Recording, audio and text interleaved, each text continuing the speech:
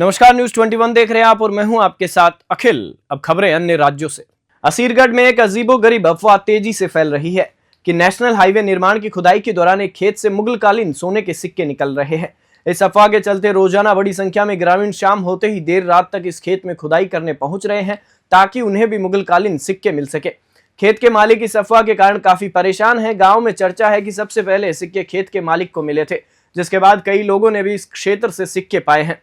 ये सिक्के स्थानीय सराफा बाजार में बेचे भी जा चुके हैं। कांग्रेस नेताओं और पुरातत्वविदों ने जिला प्रशासन से मांग की है कि इस पूरे मामले की गहन जांच कराई जाए। यदि वाकई में मुगलकालीन सिक्के मिलते हैं तो उन्हें सरकारी खजाने में जमा करना चाहिए।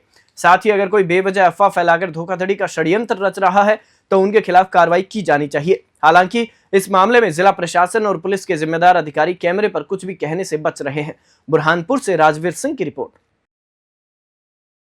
असीरगढ़ चूंकि मुगलकालीन उसका इतिहास रहा है और वहाँ पर पहले भी इस प्रकार की कई घटनाएं घट चुकी है और कई लोगों पर उसमें कार्रवाई भी हुई है और कई आम लोगों को वहाँ पर कुछ षड्यंत्रकारियों ने धोखाधड़ी देकर उनका दुरुपयोग किया है, उनसे पैसे हटने का काम भी किया है और धोखा देने का काम भी बहुत हुआ है।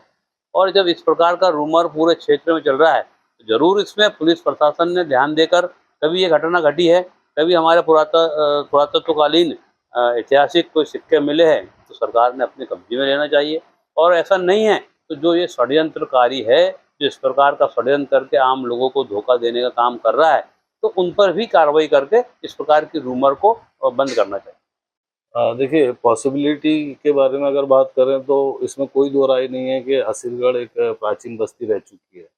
और बहादुर शाह फारूकी के समय को अगर उस समय का इतिहास देखें आप, तो बहादुर शाह फारूकी ने अकबर ने जब 1601 में अटैक किया था बुरहानपुर पर, तो उस वक्त बहुत जो रईस लोग थे बहादुरपुर के, उन्हें असीरगढ़ किले की तरफ बुलवा लिया था।